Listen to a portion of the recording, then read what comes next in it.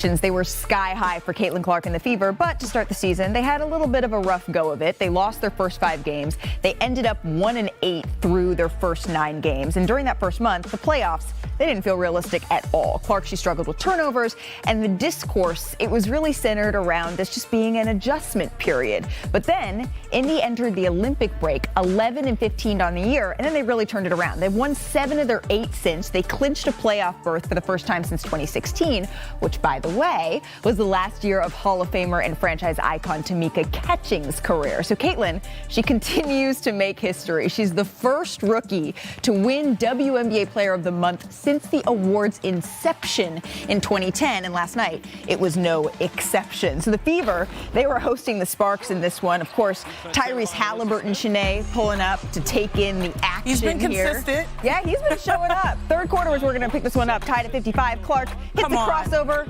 What? When you're able to just dribble like that back, you gotta, that's just hard. It's hard. You gotta send more help. By the way, her 100th three-pointer through the season, 34 games, passing Ryan Howard for the fewest career games to reach 100 points. And then just a couple seconds in transition, later, she is so fast, deceptively fast. That's why they are able to score these big numbers, because they do their damage in transition. Right here, Clark, quick 5 points for Clark. The Fever lead 66. Ooh, tough one. A little push off to 3. And then Fever pushing their lead again. So let's go ahead, Chiney, here to the fourth quarter. Early fourth, the Fever up. Clark dribbles behind the back, drains the 3. It's like pick your poison, right, but you can't, because all of the players are playing well. She finished with 4 3-pointers.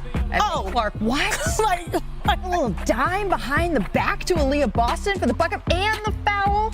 I mean, just making phenomenal passes, and then Boston with the finish there. She's fired up after that energy. One. And then under 30 seconds left to play here. She's 1 rebound shy of a triple-double, and she knows it. This is actually really funny if you watch Kelsey Mitchell, because she's like looking around like, wait, what's happening? Yeah, I don't know if she knew the memo. Making sure. Clark gets high fives from her teammates after she secures her 2nd triple-double of the season. Take a listen to Clark's reaction post-game. Did you know you were 1 rebound away from your 2nd triple-double? Of course I knew, but somebody had to get the rebound, so AB was joking. We always joke about stealing each other's rebounds, so it was funny. I mean, of course she knew. She was hunting that rebound down. 24 points, 10 rebounds, 10 assists. The Fever win their 5th in a row for the first time since 2015. So Caitlin Clark finished with that triple-double. She just continues her superstar trajectory. She's the only rookie in WNBA history with the triple-double, and now has 2 in her debut campaign. 2024 is the 25th season for the Fever in the W, and Clark is the only player in franchise history to ever get a triple-double. And you know we had to bring in our girl Chiney to break it all down. What have you seen, Chiney, from Caitlin during this Fever turnaround? Look, the hottest team in the WNBA right now is the Indiana Fever. Kelsey Mitchell has been balling. Lexi Hall has been an X factor, and that was a great chess move, just getting this lineup with chemistry. But make no mistake, Caitlin Clark is doing things beyond her years. Let me show you how good 22 has been. She's on pace to generate the most points in a season in WNBA history.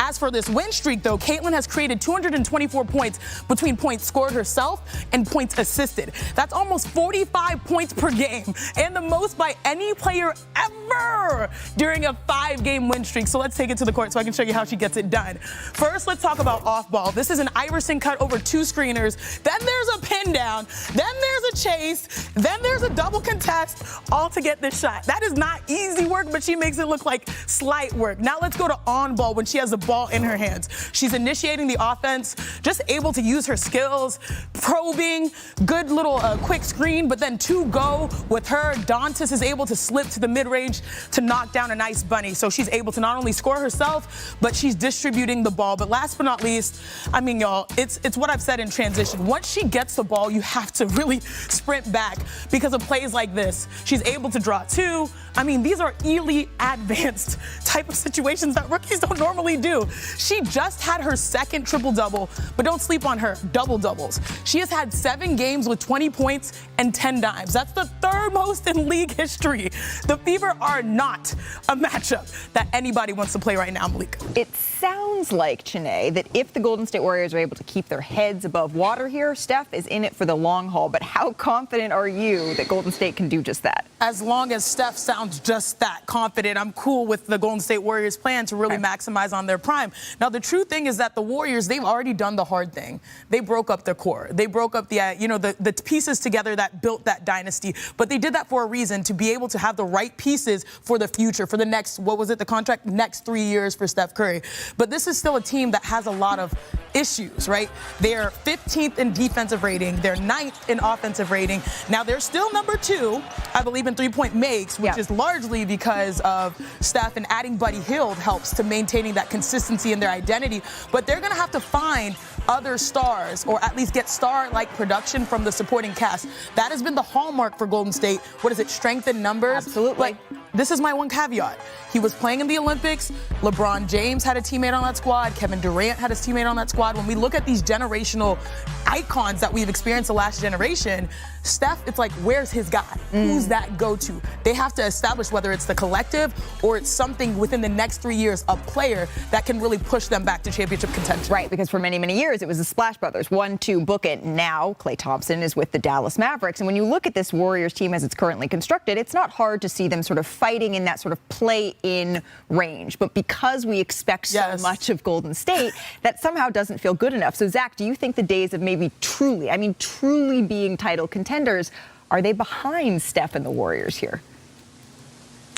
Probably. It's going to take a home run, a lightning strike, something like the Spurs got with drafting Kawhi Leonard toward the end of Tim Duncan's prime. Because this is what happens to great legends who stay with one team. You win a lot, and while you're winning a lot, you draft at the bottom of the first round, so you're probably not getting any stars there. And then the core gets old, and it's hard to transition from old to great again while the old guys are still in the league. And that's where the Warriors are. They're a good team. This is a good, deep team in the Western Conference. They could win a round. If things go right, they could even win 2 rounds. But they're not a contender. And you know what? That can be okay. It's not a reflection of Steph. It's not necessarily a reflection of mismanagement, though they'd surely like to have that James Wiseman pick back. And they'll look for stars, just like they look for Paul George. They look for Lauri Markkanen. They've got picks to trade. They're not dead yet, but it's going to take one home run lightning strike to get back toward the top. And if they don't do it, that's fine. There's a good honor in being a one-team legend on good teams for the rest of Steph's career. Right. You kind of look at Dirk maybe as a person you think of. Kobe Bryant most famously staying with the Lakers. But the last couple of years of Kobe's career, we all remember, of course, a 60-point game going out on a high note. But those last couple of years were a little bit tough to watch. So it's all good and fine as long as Steph thinks that it's good and fine, Bobby. What does the realistic path forward look like now that Golden State has Steph locked into this contract? Well, Malika, I think the big question is Steph Curry content on just competing to get into the play-in every year? Certainly what happened last year and then losing to Sacramento. Because I think right now in early September, when you look at the Western Conference, there's probably 7 teams that are better than Golden State right now. And I think signing the extension eliminates the distraction, something that would have been asked upon in training camp as far as extending for another year, certainly with the deadline coming up here. But I'm not convinced, and certainly I think they're similar to where the Lakers are. They're a team that's good. They're a 45 to 46 win team, but we're not ready to put them up there in the top 4, top 5. Warriors pursuing ex-Lakers forward feels like a major waste of time. The Golden State Warriors continue to bring in a variety of free agents for workouts this offseason, and now it reportedly includes former first-round pick Troy Brown Jr. Kendra Andrews of ESPN reported on Wednesday that Brown is set to work out for the Warriors this week. This follows reports of the team's interest in 6 feet 10 inches sharpshooter Davis Bertans and Brazilian Olympic standout Bruno Caboclo, who recently trained with Golden State before signing a contract overseas in Israel. Troy Brown Jr. faces an uphill battle to secure a spot with the Golden State Warriors amidst a crowded roster.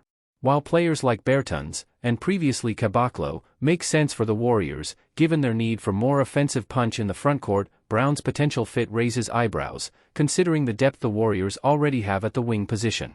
Standing at 6 feet 6 inches, Brown brings 6 years and 356 games of NBA experience, having been drafted 15th overall by the Washington Wizards in 2018. His best season came in his sophomore year, where he averaged 10.4 points, 5.6 rebounds, 2.6 assists, and 1.2 steals over 25.8 minutes per game. More recently, Brown is known for his one-year stint with the Los Angeles Lakers during the 2022-23 season, where he made 45 starts and averaged 24.5 minutes per game. He contributed 7.1 points and 4.1 rebounds while hitting 38.1% of his three-point attempts on 3.7 shots per game.